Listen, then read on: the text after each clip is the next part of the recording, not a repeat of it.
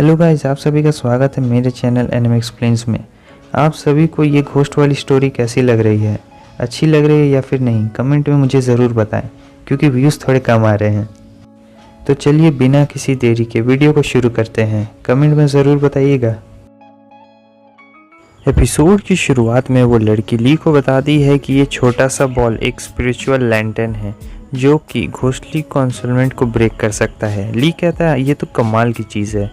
Uncle उससे कहते हैं हाँ ये बात तो है, क्योंकि मैंने ये 6 दयालु लोग के क्राउन स्किन निकाल के किया है और उन्हें आराम से स्टिच करके इसे बनाया है। ली उसे देखकर सोच रहा होता है दयालु लोगों के स्किन से बना है। ली उनसे कहता है इन सभी चीज़ों में हमेशा ह्यूमन बॉडी पार्ट्स ही इन्वॉल्व क्यों रहते हैं।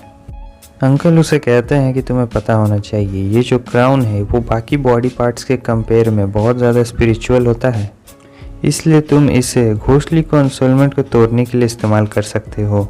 और फिर वो उसे बताने लगते हैं कि उन्होंने क्यों काइंड हार्टेड पर्सन ही को चुना।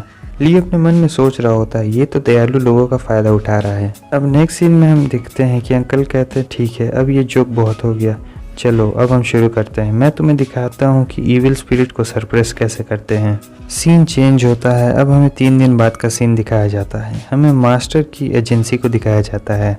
इधर मास्टर उस लड़की से कह रहे होते हैं कि मैंने यहाँ पर बहुत दिन गुजार लिए और यहाँ पे मैंने बहुत सारा वक्त भी बर्बाद कर दिया। मेरे पास और भी चीज़ें हैं करने के लिए, मेरे पास खुद की एजेंसी भी है। तुम इसके बारे में क्या सोचती हो? वो उनसे कहती है कि ये वो नहीं है अंकल जो हमने सोचा था। वो घोस्ट बहुत ज़्यादा पावरफुल था। क्या आप कुछ दिन और यहाँ पर नहीं रुक सकते हैं? वो अंकल कहते हैं कि ऐसी बात नहीं है, वो असल में बात ऐसी है कि मैं यहाँ पे और दिन रुक रहा हूँ और इसके बदले हर दिन की फ़ी होगी 5000। यानी वो हर दिन अगर यहाँ पे रुकेंगे तो उनकी फ़ीस होगी 5000।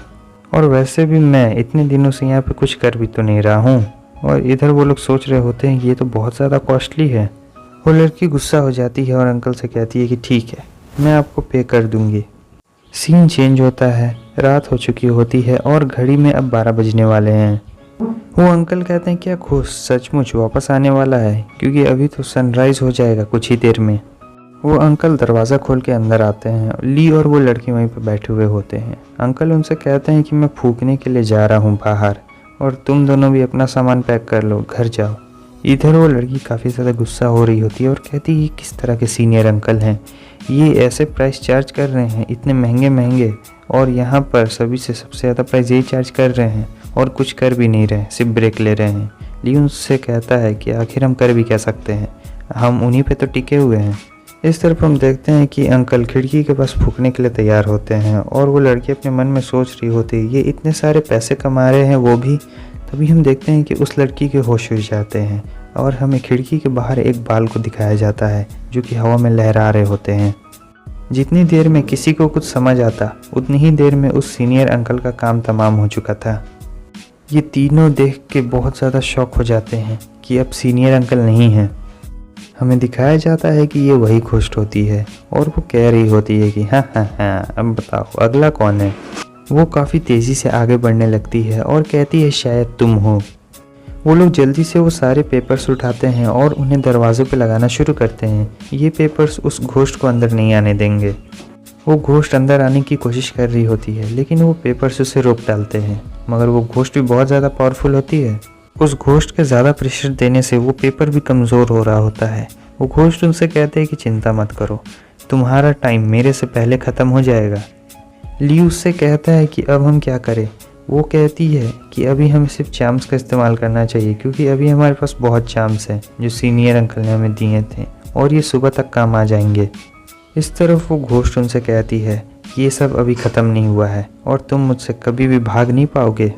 नेक्स्ट सीन में हम देखते हैं कि वो घोस्ट वहाँ से चली जाती है और वो तीनों आराम से वहाँ पर बैठे हुए होते हैं। वो सुपरवाइज़र कहता है कि मुझे नहीं पता था कि मेरी सीनियर सिस्टर इतनी ज़्यादा खतरनाक है। वो आराम से वेट कर रही है कि कब हम डिस्ट्रैक्ट हों और उसके बाद उस लड़की को देखने से तो ऐसा लग रहा था कि वो हिम्मत हार चुकी है और वो कह रही होती है कि अब हम क्या करेंगे, सीनियर अंकल भी अब नहीं रहे, अब हमें क्या करना चाहिए। क्या हमारा हाल भी वैसा ही होगा जैसा उनका हुआ है? हम लोग यहाँ पर फंस चुके हैं और अब हम लोग यहाँ से नहीं बचने वाले हैं। ली कहता है नहीं हम ये कर सकते हैं। ली उनसे कहता है कि उस घोस्ट को भगाने वाली और ख़त्म करने वाली सारी चीज़ें यहीं पर हैं, आखिर हम उसे यूज़ क्यों नहीं कर रहे हैं। वो सुपरवाइज़र भी कहता है हाँ, आखिर हम उसे यूज़ क्यों नहीं कर लेते हैं, मरने का इंतज़ार करने से तो ये चीज़ बहुत अच्छा है। वो कहती है क्या तुम्हें लगता है तुम इसे यूज़ कर लोगे।